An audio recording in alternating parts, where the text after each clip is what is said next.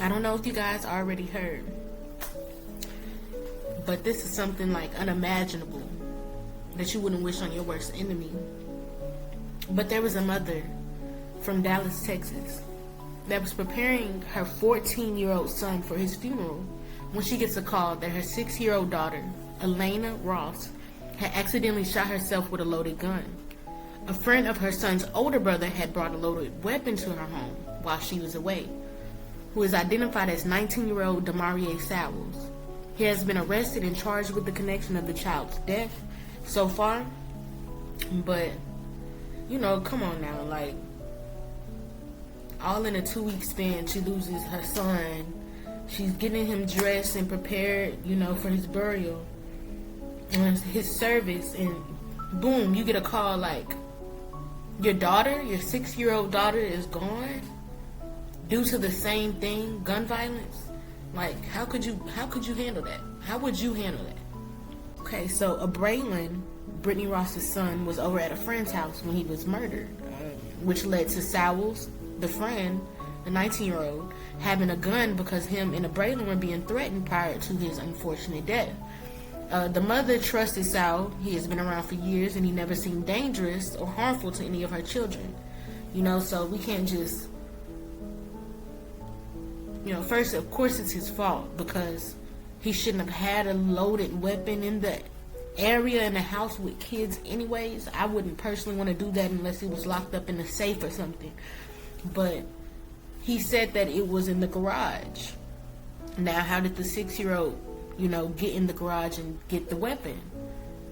Why wasn't it on safety? It was a MAC-10.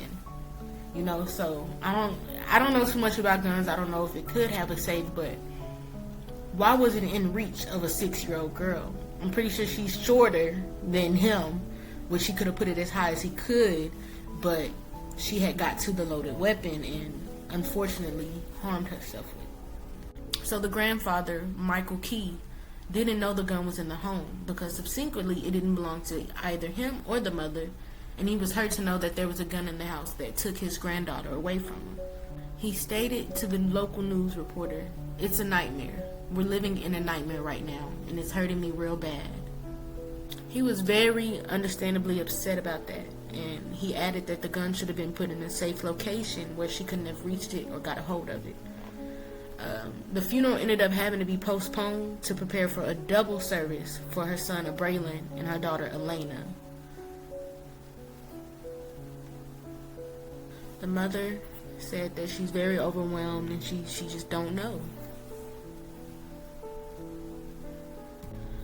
Mr. Sowles did try to hide the gun when the police arrived, so he is being, held accountable for tampering with the scene. And also the young boy's death is currently being looked into at this time. I want to give out prayers to the family of Brittney Ross. And, no mother should have to bury 2 children. And at a 2-week span. They also currently have a GoFundMe up to help out with expenses and for the children's funeral. So, please go donate to them and, help her out. GoFundMe reads, "Hi, my name is Antonisha Nelson, the family member of Brittney Ross and her 6 children. On the day of December 29, 2023, we sadly received a call at 5 a.m. stating that 14-year-old Braylon Ryder was tragically shot and later on December 31st, 2023, was pronounced deceased while dressing Braylon for his service. In January 10, 2024, his mother, Brittney Ross, received a horrible heartbreaking phone call with breathtaking news that 6-year-old Elena was being rushed to the hospital due to gun trauma to the head. Minutes after their arriving, the hospital was pronounced deceased as well. As a family and community, we're asking you to donate anything out of heart and love to help the mother and remaining 4 children with memorial purposes and also special needs. We would like to thank everyone ahead of time as the community continues to pray." So again, I would like to send prayers out to Brittney Ross and her family, hoping that they try to manage through this difficult time.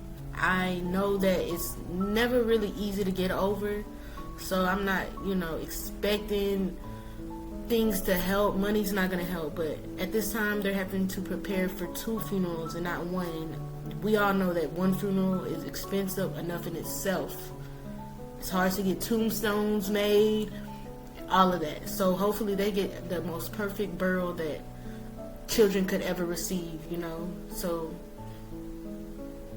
yeah, if you can send anything to the GoFundMe account, please do that. And I'm sending condolences to her at this time. And yeah, y'all have a good night.